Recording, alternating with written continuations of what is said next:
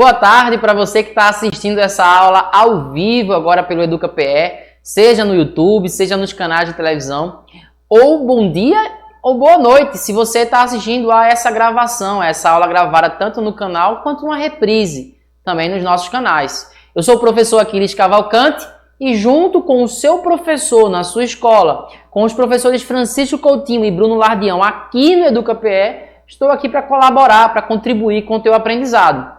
Tá? Então, antes da gente iniciar essa aula propriamente dito, procura lá o @Aquiles_Cavalcante lá no Instagram.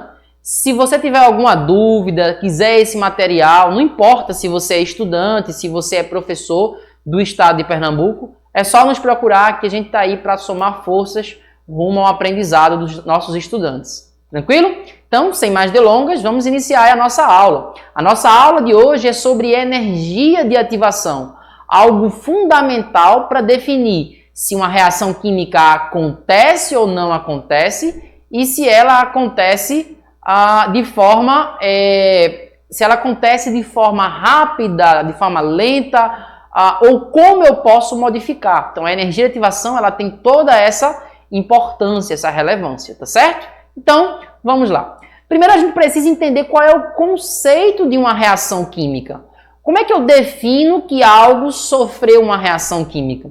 Existem definições genéricas, definições macroscópicas, ou seja, que os nossos olhos podem ver para a reação química. Então, muitas vezes o professor, o teu livro da escola vai dizer assim, olha, acontece reação química quando muda o estado físico, juntamente com mudança na coloração, com mudança no aspecto, na densidade, nas propriedades, enfim. Várias coisas tendem a modificar simultaneamente quando eu tenho um processo químico, tá? Mas isso é algo macroscópico. Às vezes as reações acontecem e olhando, ou com os olhos, a gente simplesmente não consegue perceber que houve uma reação química. Então, qual é a definição microscópica? Como é que olhando os átomos e moléculas eu digo, não, realmente aqui aconteceu uma reação química? Então, a definição que você deve usar é simplesmente a seguinte: as ligações que estavam presentes antes do processo, as ligações químicas, elas são as mesmas que estão presentes no que eu tenho, nas substâncias que eu tenho após o processo? Se as ligações forem iguais antes e depois, as ligações químicas, não houve reação química. O processo é de outra natureza, talvez físico, tá? Então, você passa a água da fase sólida para líquida para gasosa. Bom, o átomo de oxigênio continua fazendo duas ligações, cada uma com um átomo de hidrogênio. Então, as ligações químicas permanecem as mesmas. Então, pegar o gelo, transformar em líquido, pegar essa água líquida e transformar em vapor de água, não é uma reação química propriamente dita. Talvez você possa se perguntar, eu preciso ter átomos se combinando com outro átomo? Não necessariamente. Quando eu transformo carbono grafite em carbono na sua forma alotrópica diamante, né? Eu pego essa pontinha do teu lápis e transformo isso em diamante, aquela pedra preciosa tão valiosa. Isso é possível, não é algo barato, não é algo simples, mas é possível. Eu estou realizando uma reação química. E como que eu sei que tem uma reação química acontecendo ali? Nesse caso, a gente pode usar o critério das mudanças nas características macroscópicas. Mas a gente vai olhar aqui sempre do ponto de vista micro. Se eu pegasse um microscópio ultrapotente, talvez um ultramicroscópio, e observasse a estrutura daquela substância, o que eu veria de diferente? As ligações químicas seriam modificadas. Então, observe aqui, por exemplo, eu tenho apenas carbono, tá? Átomos de carbono ligados uns aos outros. E eu tenho átomos de oxigênio na molécula de O2. Nessa molécula, um átomo de oxigênio faz ligação com outro átomo. Não vamos aqui discutir se a ligação é simples, se é dupla, se é tripla. Não é o objetivo dessa aula. Fato é que os oxigênios estão ligados uns aos outros. Após a reação química de queima do carbono ou do carvão, a gente observa a formação de uma substância que nós chamamos de gás carbônico, dióxido de carbono, tá? E o que nós encontramos? O átomo de carbono ligado a dois átomos de oxigênio. Então, repare que agora, ao invés de os oxigênios estarem ligados diretamente uns nos outros, eles estão ligados ambos ao carbono. Isso faz com que as estruturas, então, elas sejam diferentes, as substâncias químicas sejam diferentes. Então, primeira coisa que a gente precisa saber é que, durante o processo de transformação dos reagentes nos produtos, ou seja, ao longo de uma reação química, as ligações químicas são modificadas, elas são transformadas. Para isso, ligações precisam ser quebradas e novas ligações precisam ser formadas. Antes da gente ir propriamente para a energia de ativação, a gente tem que entender o que é uma ligação química. Também não vamos entrar aqui nos detalhes de quantas ligações cada átomo precisa fazer, quais são os tipos de ligações, não é o assunto dessa aula, isso é um assunto para uma outra aula, tá? Mas o fato é que a aproximação dos átomos, até certa medida, vai gerar estabilidade. Isso é, fazer com que a energia desse átomo fique menor. Eu vou pedir aqui para você uma licença poética, né, ou uma licença química, para dizer o seguinte, olha, ficar com um nível de energia menor significa, na química, estar mais estável. Ou, poeticamente falando, né, com a nossa licença poética, ficar mais tranquilo, acomodado, mais confortável. Todos os átomos procuram essa situação e, eventualmente, eles soltam-se de determinados átomos, quebram determinadas ligações para formar outras que deixem ele, digamos assim, mais confortáveis, com a energia mais baixa. Por que átomos diferentes formam ligações com estabilidades diferentes? A força de uma ligação, ou a energia da ligação, está atrelada à atração e à repulsão que acontecem entre esses átomos. Então, nós temos uma figura aqui que retrata de forma simplificada o que acontece numa ligação química. O núcleo dos átomos, lembra? Eles são estruturas de cargas positivas. Naturalmente, estruturas positivas, elas vão ter repulsão entre elas. Ao mesmo tempo, cada um desses núcleos, dessas cargas positivas, estão rodeados por elétrons, partículas de carga negativa. E aí o que vai acontecer? O núcleo ele vai atrair os elétrons do outro átomo. O núcleo que é positivo nesse átomo aqui, atrai os elétrons que são negativos no outro átomo. E vice-versa. Essas forças atrativas são os que fazem com que esses átomos fiquem unidos, com que eles formem uma ligação. A intensidade dessa ligação, dessas forças repulsivas e atrativas, muda de um átomo para o outro e muda quando esses átomos estão mais próximos ou mais afastados. Então, átomos que fazem ligação simples, ou ligação dupla, ou ligação tripla, são os mesmos átomos, mas estão em distâncias diferentes. A acomodação, a posição das suas cargas estão organizadas de formas diferentes. Isso faz com que essas ligações, mesmo entre dois átomos iguais, tenham energias distintas. O fato é que átomos que precisam fazer ligação química, quando a gente começa a aproximá-los, essa energia ela é reduzida. Isso é estável, isso ajuda os átomos.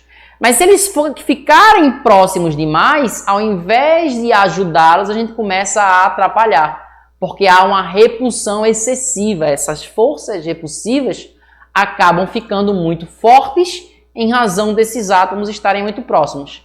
Lembra dos ímãs? Quando eu pego os polos iguais de dois ímãs, eles se repelem. Quanto mais eu aproximo esses polos, mais intensa é essa repulsão, entende? Então tem um certo limite para aproximar esses átomos e formar essa ligação. Então esse gráfico aqui, na esquerda aí da sua tela, o que ele mostra para a gente? O que ele vai trazer aqui para a gente? Conforme os átomos estão bem afastados, repare, ó, bem afastados os dois átomos, a interação entre eles é praticamente quanto? Zero, praticamente não há interação. Conforme aqui, ó, no estágio 2, esses átomos começam a se aproximar, tá? Então a gente tem aqui os átomos já se aproximando. Então o que a gente observa? O nível de energia começa a reduzir-se. Isso ocorre porque a ligação começa a ser feita. há uma determinada distância entre esses dois átomos, ou seja, a distância em que a ligação realmente acontece, se concretiza integralmente, você tem a energia mínima. E se eu insistir em aproximar ainda mais esses átomos, a repulsão entre os núcleos e entre os próprios elétrons de um com o outro, lembra? Elétrons têm cargas iguais, negativas, né? Então essa repulsão fica tão intensa que ao invés dos átomos ficarem confortáveis com a energia mais baixa, a energia deles acaba subindo de forma exponencial, sendo tão ruim ou até pior do que esses átomos estivessem separados. Então sempre tem uma distância para que dois átomos se liguem. Essa distância e a força com que eles se atraem muda de átomo para átomo. E é isso que faz as ligações químicas terem energias diferentes. Se eu quero quebrar uma ligação química, eu forneço energia para esses átomos. Isso os separa. Se, por outro lado, eu uno esses átomos, o fato deles se estabilizarem, deles terem a sua energia reduzida, quer dizer que eles estão liberando na natureza esse excesso de energia do qual eles não precisam mais. Então, a energia de ativação da reação e o calor liberado ou absorvido numa reação química vai depender justamente dessa mudança de energia das ligações. Então, se eu tenho energia de ligações muito elevadas no início de um processo e ao final dele essa quantidade de energia reduz de forma significativa, o que a gente vai observar aí? Se a energia das moléculas estão diminuindo, então a energia está sendo liberada e vice-versa. Então, vamos observar aqui o que acontece na reação química. Eu tenho átomos genéricos, né? Átomos representados por letras quaisquer. Então, imagina aqui, ó, o átomo A, tá? O átomo A, formando ligação com o átomo B. E, numa outra molécula, o átomo X, formando ligação com o átomo Y. Nessa reação química, é necessário que essas ligações sejam rompidas. Então, A deixe de fazer ligação com B, fiquem soltos, e o X deixe de fazer ligação com Y, também fiquem soltos. Para que entre si eles possam formar essas novas ligações. Olha aqui ao final da reação. No fim da reação, nós temos os produtos. Então, agora eu tenho o A ligado ao X e o B ligado ao Y. Só que isso não é de forma automática, simples. Separa o A do B, o X do Y e cada um se liga. Não, não é assim. Existe o que nós chamamos de complexo ativado, que é o meio termo ou o exato instante em que as ligações entre A e B estão sendo quebradas, X e Y também estão sendo quebradas, as ligações, e as novas ligações, quais são as novas? Entre A e X e entre B e Y estão sendo formadas. Então, esse exato instante é o instante que nós chamamos de complexo ativado. Como as ligações não estão na situação ideal para esses átomos, o nível de energia deles é sempre mais elevado. Então, numa reação química, olha o que a gente vai observar. Os reagentes têm um determinado nível de energia, que pode ser pequeno ou grande, mas sempre que eu começo a quebrar as suas ligações para formar novas ligações, ou seja, o complexo ativado, eu vou para um ponto de energia sempre mais elevado. Sempre, tá certo? O ponto de energia que a gente vai é sempre superior. Então, o que acontece? A distância entre essa energia dos reagentes e a energia do complexo ativado é o que nós chamamos aqui de energia de ativação. Então, essa distância aqui, ó, entre os reagentes e o complexo ativado é o que nós chamamos de energia de ativação. Então, esse nosso EA, na verdade, é a nossa energia de ativação. Que energia é essa? É a energia que, se a molécula for capaz de receber, vai ser suficiente para ela desencadear ou iniciar a reação química, que transforma reagentes em produtos. Veja, não importa de onde a energia parte e para onde ela vai. No primeiro exemplo, a gente tem um gráfico de uma reação endotérmica, isto é, Uma reação que absorve energia para acontecer. Então, o que a gente percebe? Os reagentes têm um nível de energia bem baixinho, eles estão bem estáveis. Para formar produtos, eles vão para um patamar mais elevado. Só que, independente de onde ele estava e para onde ele foi, sempre que ele sai dos reagentes rumo ao complexo ativado, tem lá a nossa energia de ativação, tem um ganho de energia. Então, essa é a energia para iniciar a ruptura das ligações químicas antigas e começar a formar as novas ligações químicas. Então, isso acontece na reação endotérmica, isso também acontece na reação exotérmica. Repare, na reação exo, energia vai ser liberada. E como isso vai acontecer? O reagente tem um determinado nível de energia e após a reação ele passa a ter um nível de energia um pouco mais baixo. Então, se a quantidade de energia desses átomos, dessas moléculas diminuiu, é sinal de que eles liberaram a energia para o ambiente. É por isso, por essa liberação de energia, que a gente chama de reação exotérmica. Coloca o calor para fora. Mas independente disso, veja, esse não é o nosso foco. O nosso foco é que ele está saindo dos reagentes e está indo em direção ao complexo ativado. Só é possível reagentes se transformar em produtos quando eles iniciaram a quebra das suas antigas ligações e começaram a formar as novas. E isso é o tal do complexo ativado. Sempre que ele deseja chegar ao complexo ativado, ele tem que chegar a um nível de energia mais elevado. E depois ele vai lá e desce, ele reduz o seu nível de energia. Pode reduzir abaixo do patamar que estava antes, é o caso da reação exotérmica, olha, veja que ele vem para baixo do que estava antes, ou pode ser para cima do que estava antes, é o caso da reação endotérmica. Para a gente isso não importa. Importa saber que entre reagentes e o complexo ativado sempre há um gap, uma diferença de energia. E essa diferença de energia é o que a gente chama de energia de ativação. Quando você na sua casa pega uma caixa de fósforo e encosta num palito de fósforo, isso não faz com que ele pegue fogo. Se você passar esse palito de fósforo na caixa de maneira muito suave, isso também não vai permitir que a reação química ali comece. É necessário um certo atrito, uma certa força.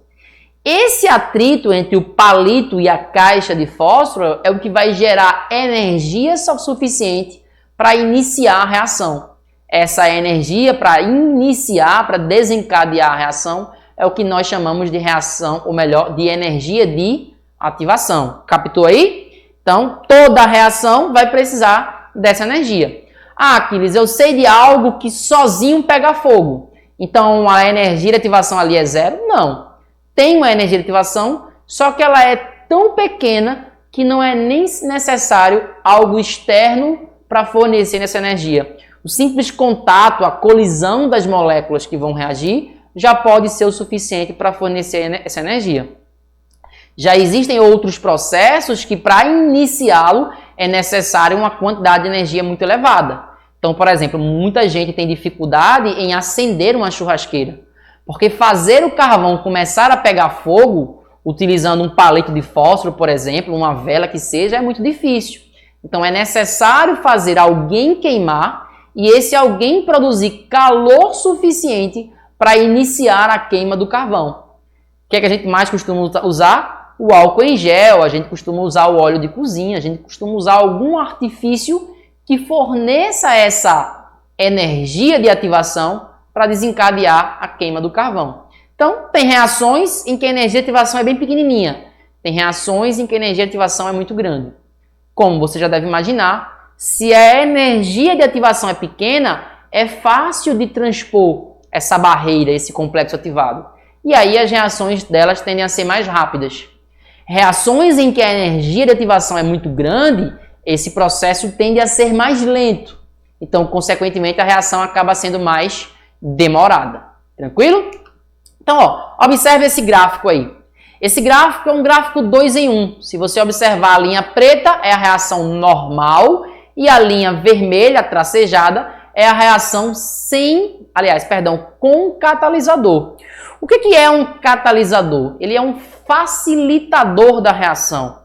ele torna a reação química mais fácil, porque ele diz assim, olha, para reagentes se transformarem em produtos, não é necessário que ele chegue nesse ponto, nesse complexo ativado que nós iremos chamar de número 1. Ele apresenta um caminho alternativo, ele diz, olha, é possível reagentes virar produtos passando por um outro caminho. Esse outro caminho eu vou chamar de complexo ativado 2. É uma outra forma de quebrar as ligações químicas e formar novas ligações químicas, tá? Então, o que você precisa se ligar, fera? Se ele pegar um gráfico desse tipo para vocês, energia versus o caminho da reação, energia versus o caminho da reação, o que você precisa ter em mente? Se nesse gráfico for duplo, o de menor energia de ativação é a que apresenta catalisador. O de energia mais alta, o de valor mais alto, consequentemente é a reação sem catalisador. Tranquilo? Então, qual é a função de um catalisador? Tornar a reação química mais rápida a partir da redução da energia de ativação. Então, se eu faço a nossa barreira de reação, a nossa energia de ativação ser reduzida, a consequência disso é que a reação se torna mais fácil. Então, ela acontece com muito mais velocidade. Ficou claro isso aí? Talvez você se pergunte, mas para que usar catalisador? Bom, na indústria química, se eu quero que uma reação aconteça, para mim é melhor que ela seja rápida, porque aí eu consigo fabricar mais produtos em menos tempo. Então eu uso um catalisador. Em determinadas situações, eu posso precisar do inverso. Ao invés de ter uma substância que torne a reação mais rápida, talvez seja interessante uma substância que torne a reação mais lenta. No nosso dia a dia, a gente costuma chamar de conservante. Na química, a gente costuma chamar de inibidor. Então, o que um conservante ou um inibidor fazem? Aumenta a energia de ativação. Torna o processo de transformação dos reagentes nos produtos algo mais difícil. Tranquilo? Então, fica atento aí. Nessa questão, por exemplo, ele fala que tem catalisador. Então, vamos ver como é que está escrito aí. O emprego de catalisadores é de grande importância para o meio ambiente, pois eles criam caminhos alternativos de menor energia de ativação para que as reações químicas se processem, o que permite o emprego de menores temperaturas da reação, diminuindo assim o consumo de energia. O esquema a seguir apresenta a energia para reagentes, produtos e estado ativado, ou complexo ativado, de uma reação genérica, reagentes virando produtos. Uma reação catalisada e outra não catalisada. Então você já sabe, o gráfico de menor energia, que é esse cara aqui, ó, esse pico aqui, é o para reação com catalisador. Enquanto que esse outro pico aqui é para reação não catalisada. Aí ele continua na questão. De acordo com o diagrama de energia apresentado, a energia de ativação da reação catalisada corresponde a 50% da energia de ativação da mesma reação não catalisada. Sei lá, vamos conferir? Quem é a energia de ativação da reação normal? Repare, os reagentes, a energia é 20 kJ por mol. No complexo ativado normal, essa energia é 120. Isso dá um gap, ou seja, uma diferença de 100 kJ por mol. Na reação com catalisador, a gente parte do mesmo ponto, 20 kJ, mas a gente chega a um ponto que equivale a 80. Então, isso dá um gap de 60 kJ. Então, na prática, a reação precisa de 100 kJ para acontecer, se ela não tem catalisador, e com catalisador apenas 60 kJ. Então, isso é uma redução equivalente a 40% de redução. Ou seja, o novo valor da reação catalisada corresponde a 60%. É o que sobra aí, removido 40%, sobramos com 60%. Então, a resposta correta é a letra B. Não são 50%, como dizia a letra A, mas, na verdade, 60%. Tranquilo? Tchau, tchau. A gente se vê na próxima aula.